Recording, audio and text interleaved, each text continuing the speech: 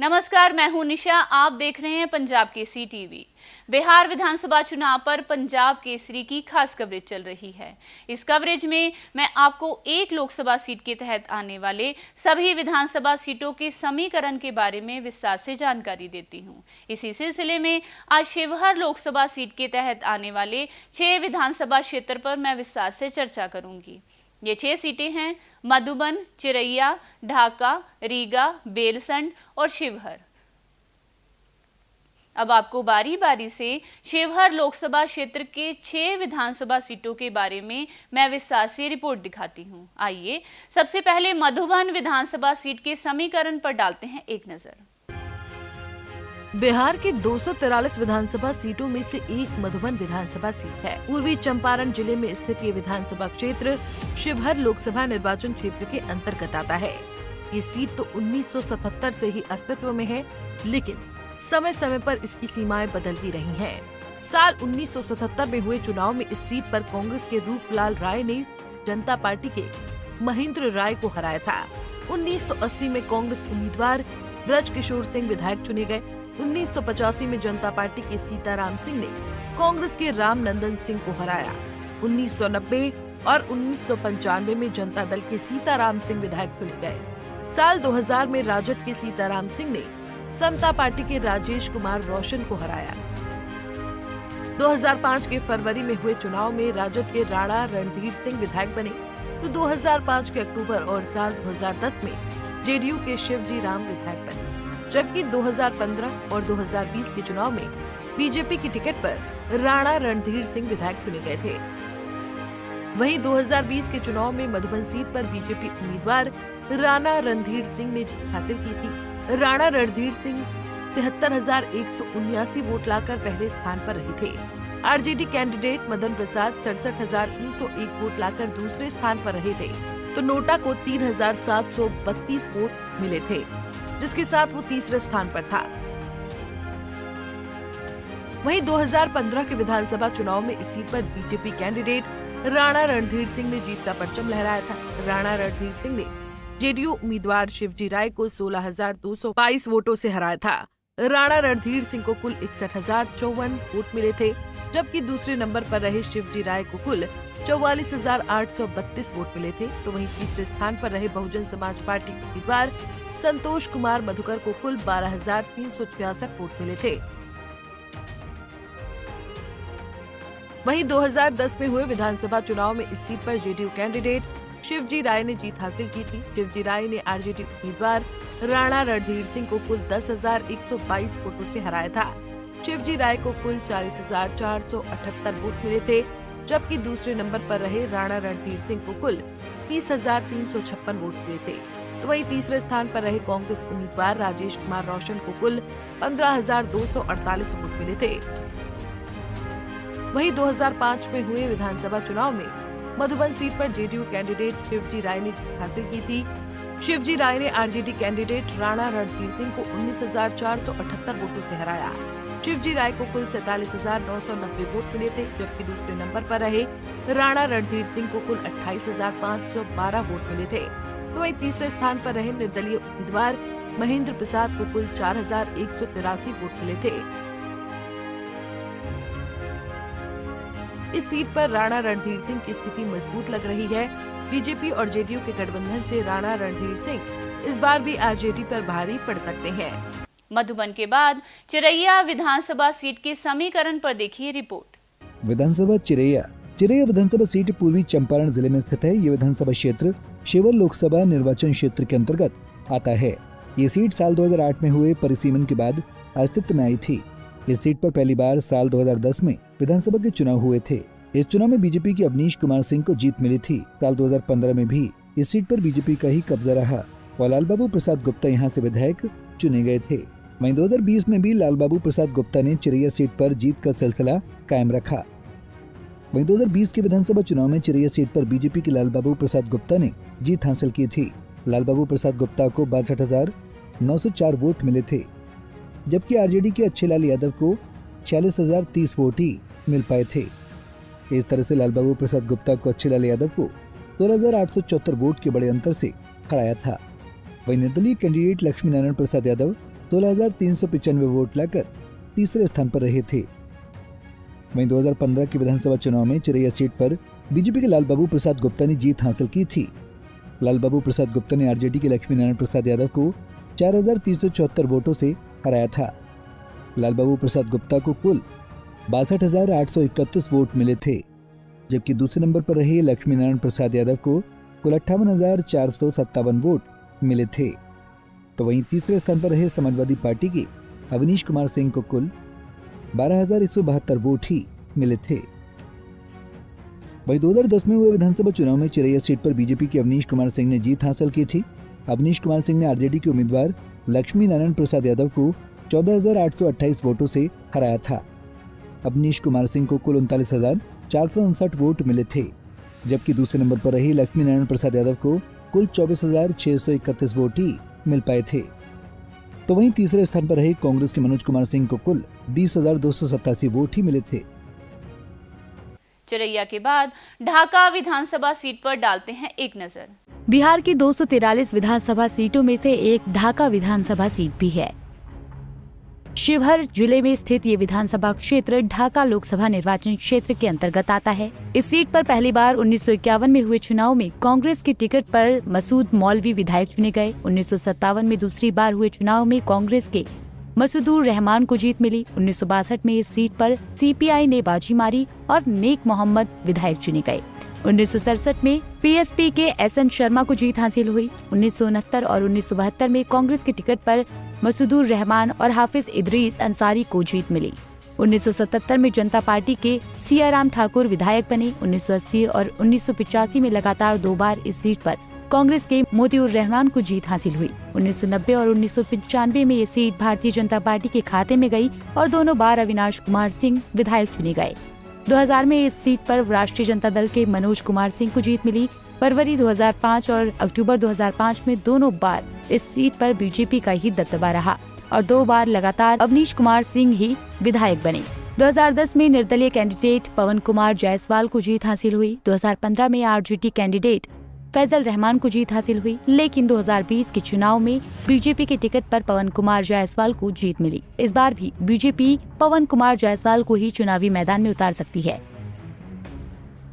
2020 के चुनाव में बीजेपी कैंडिडेट पवन कुमार जायसवाल ने जीत हासिल की थी। पवन कुमार जायसवाल 99,792 वोट लाकर पहले स्थान पर रहे थे। वहीं आरजेडी उम्मीदवार फैजल रहमान 89,678 वोट लाकर दूसरे स्थान पर रहे थे। तो आरएलएसपी कैंडिडेट राम पुकार सिन्हा 10,932 वोट लाकर तीसरे स्थान पर रहे थे। वहीं 2015 के विधानसभा चुनाव में ढाका सीट पर जेडीयू कैंडिडेट फैजल रहमान ने जीत हासिल की थी। रहमान ने बीजेपी कैंडिडेट पवन कुमार जायसवाल को 34,213 वोटों से हराया था।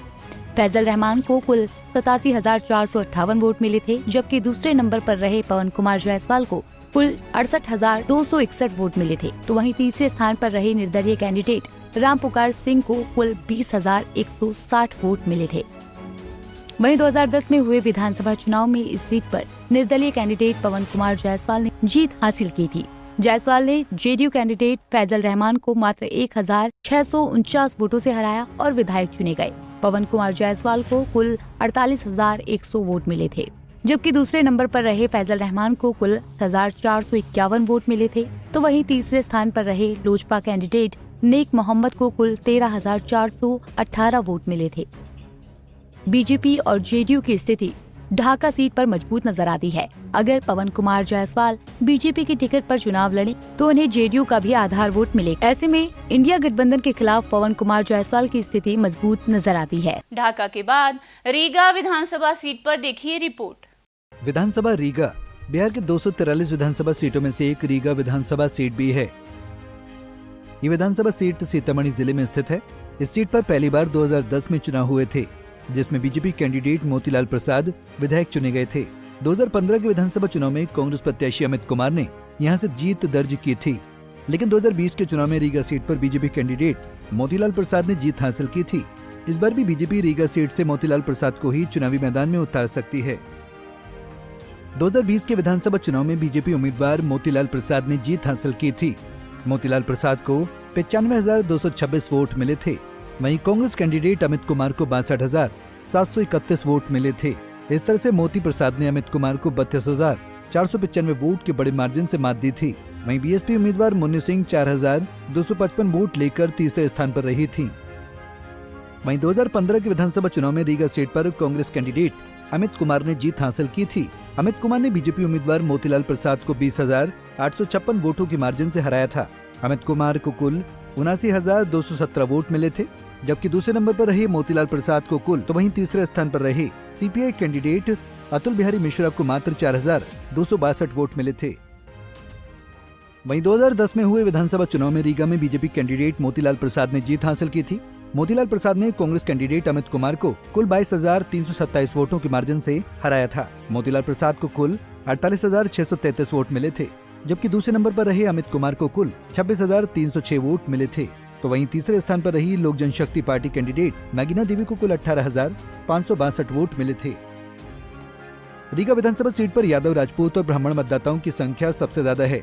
इसके अलावा यहाँ कोयरी जाति के वोटरों की भी अच्छी खासी तादाद है। जाति समीकरण के लिहाज से रीगा पर एनडीए उम्मीदवार की स्थिति मजबूत नजर आती है। वहीं रीगा चीनी मिल का उद्घाटन होने से भी एनडीए कैंडिडेट को इस बार सियासी फायदा मिल सकता है।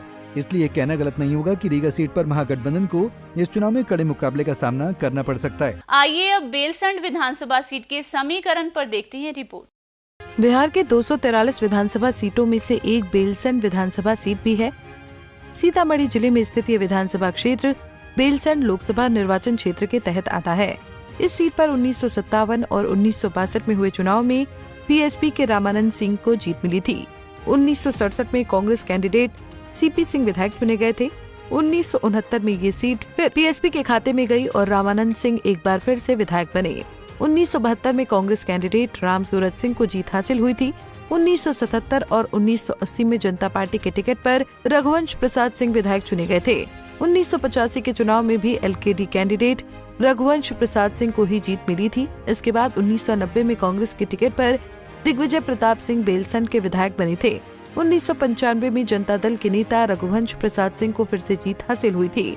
1996 में इस सीट पर समता पार्टी के वृषण पटेल विधायक चुने गए थे। वहीं 2000 में हुए चुनाव में राष्ट्रीय जनता दल के उम्मीदवार राम स्वार्थ राय विधायक बने थे। 2005 के फरवरी महीने में हुए चुनाव में लोक जनशक्ति पार्टी के टिकट पर सुनीता सिंह को जीत हासिल हुई थी। 2005 के अक्टूबर महीने में राष्ट्रीय जनता दल के संजय कुमार गुप्ता ने बाजी पलट दी थी। 2010 और 2015 में दोनों बार इस सीट पर जेडीयू कैंडिडेट सुनीता सिंह चौहान विधायक चुनी गई थी, लेकिन 2020 के चुनाव में आरजेडी लीडर संजय कुमार गुप्ता ने जेडीयू को शिकस्त दे दी थी। इस बार भी यहां आरजेडी और जेडीयू उम्मीदवारों में कड़ी टक्कर होगी। वहीं 2020 के विधानसभा चुनाव में आरजेडी कैंडिडेट संजय कुमार गुप्ता ने जीत हासिल की थी। संजय कुमार गुप्ता 50,001 वोट लाकर पहले स्थान पर रहे थे। वहीं जेडीयू उम्मीदवार सुनीता सिंह चौहान 36,070 वोट लाकर दूसरे स्थान पर रही थी, तो आरएलएसपी कैंडिडेट ठाकुर धर्मेंद्र सिंह 19,034 वोट लाकर तीसरे स्थान पर रहे थे। 2015 के विधानसभा चुनाव में बेलसंड सीट पर जेडीयू उम्मीदवार सुनीता सिंह चौहान ने जीत हासिल की थी। सुनीता सिंह चौहान ने लोजपा कैंडिडेट मोहम्मद नासिर अहमद को 5,575 वोटों से हराया था। सुनीता सिंह चौहान को कुल 33,785 वोट मिले थे, जबकि दूसरे नंबर पर रहे मोहम्मद नासिर अहमद को कुल 28,210 वोट मिले थे। तो वहीं तीसरे स्थान पर रहे निर्दलीय कैंडिडेट बैद्यनाथ प्रसाद को कुल 11,366 वोट मिले थे। वहीं 2010 में बेलसंड सीट पर जेडीयू कैंडिडेट सुनीता सिंह ने आरजेडी को शिकस्त दे दी थी। सुनीता सिंह ने आरजेडी कैंडिडेट संजय कुमार गुप्ता को 19,580 वोटों से हराया था।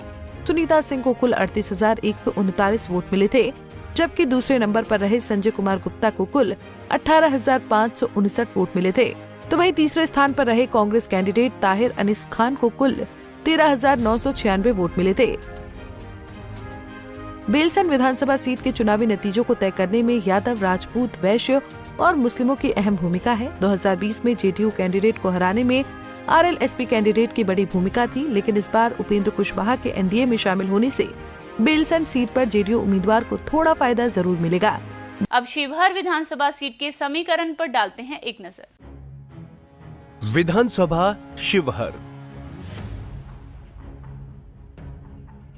बिहार के 243 विधानसभा सीटों में से एक शिवहर विधानसभा सीट है। शिवहर जिले में स्थित ये विधानसभा क्षेत्र शिवहर लोकसभा निर्वाचन क्षेत्र के अंतर्गत आता है। 1957 में हुए चुनाव में यहां से निर्दलीय कैंडिडेट रामस्वरूप राम और ठाकुर गिरिजानंद 2 विधायक चुने गए। 1962 में कांग्रेस कैंडिडेट चित्तरंजन सिंह को जीत हासिल हुई थी। 1967 में फिर से इस सीट पर निर्दलीय उम्मीदवार टीजीटी सिंह विधायक बने। 1969 में भारतीय क्रांति दल के ठाकुर गिरिजानंदन सिंह को जीत हासिल हुई थी। 1972, 1977 और 1980 में लगातार इस सीट पर कांग्रेस के टिकट पर रघुनाथ झा विधायक चुने गए थे। इसके बाद 1985 से लेकर 1995 तक जनता पार्टी के टिकट पर रघुनाथ झा ने यहां जीत का सिलसिला कायम रखा। 1998 में असमगढ़ परिषद के ठाकुर रत्नाकर को जीत हासिल हुई। इसके बाद 2000 में आरजेडी कैंडिडेट सत्यनारायण प्रसाद इस सीट से विधायक चुने गए थे। फरवरी 2005 और अक्टूबर 2005 में फिर से इस सीट पर राष्ट्रीय जनता दल का ही कब्जा रहा और दोनों बार अजीत कुमार झा ने ही इस सीट पर जीत हासिल की थी। 2010 और 2015 से यहां पर जेडीयू कैंडिडेट शफीकुद्दीन ने जीत हासिल की थी। 2020 के चुनाव में शिवहर सीट पर आरजेडी की टिकट पर चेतन आनंद ने जीत हासिल की थी। अब चेतन आनंद जेडीयू में शामिल हो गए हैं, इसलिए जेडीयू की टिकट पर चेतन आनंद फिर से शिवहर का चुनाव जरूर लड़ेंगे। वहीं 2020 के चुनाव में शिवहर सीट पर आरजेडी की टिकट पर चेतन आनंद ने जीत हासिल की थी। आनंद को 1143 वोट मिले थे, तो जेडीयू उम्मीदवार सरफुद्दीन को 36,457 वोट मिले थे, तो एलजेपी कैंडिडेट विजय कुमार पांडे को 18,748 वोट मिले थे। 2015 के विधानसभा चुनाव में शिवहर सीट पर जेडीयू कैंडिडेट सैफुद्दीन ने हिंदुस्तानी आवाम मोर्चा के उम्मीदवार लवली आनंद को हराया था। हालांकि सैफुद्दीन ने लवली आनंद को महज 461 वोटों के कम अंतर से हराया था। सैफुद्दीन को कुल 44,576 वोट मिले थे, जबकि दूसरे नंबर पर रहे लवली आनंद को कुल 44,115 वोट मिले थे। तो वहीं तीसरे स्थान पर रहे निर्दलीय कैंडिडेट ठाकुर रत्नाकर को कुल 22,309 वोट मिले थे। वहीं 2010 में हुए विधानसभा चुनाव के परिणामों पर नजर डालें तो इस सीट पर जेडीयू कैंडिडेट सैफुद्दीन ने बीएसपी उम्मीदवार प्रतिमा देवी को 1,621 वोटों से हराया था। सैफुद्दीन को कुल 40,437 वोट मिले थे, जबकि दूसरे नंबर पर रही प्रतिमा देवी को कुल 38,816 वोट मिले थे। तो वहीं तीसरे स्थान पर रहे आरजेडी कैंडिडेट अजीत कुमार झा को कुल 24,838 वोट मिले थे। वहीं 2005 में हुए विधानसभा चुनाव के परिणामों पर नजर डालें तो इस सीट पर आरजेडी कैंडिडेट अजीत कुमार झा ने जेडीयू उम्मीदवार ठाकुर रत्नाकर को 31,126 वोटों से हराया। अजीत कुमार झा को कुल 31,331 वोट मिले थे, जबकि दूसरे नंबर पर रहे ठाकुर रत्नाकर को कुल 17,964 वोट मिले थे।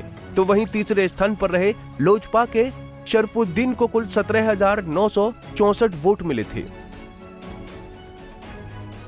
विधानसभा में बहुमत परीक्षण के दौरान चेतन आनंद ने आरजेडी का साथ छोड़कर जेडीयू का साथ दिया था। ऐसे में इस सीट पर चेतन आनंद का विधानसभा चुनाव लड़ना तय है। चेतन आनंद एक प्रभावशाली राजनीतिक परिवार से आते हैं, लेकिन इस बार तेजस्वी यादव उन्हें किसी भी तरह से मात देना चाहते हैं। अब देखना यह होगा कि इन विपरीत परिस्थितियों का सामना चेतन आनंद किस तरह से करेंगे। आज शिवहर लोकसभा क्षेत्र की सभी 6 विधानसभा सीटों पर आपको ये रिपोर्ट दिखाई गई।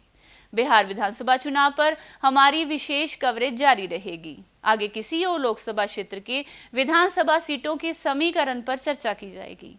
तब तक आज तमाम खबरों के लिए देखते रहिए पंजाब केसरी टीवी। नमस्कार।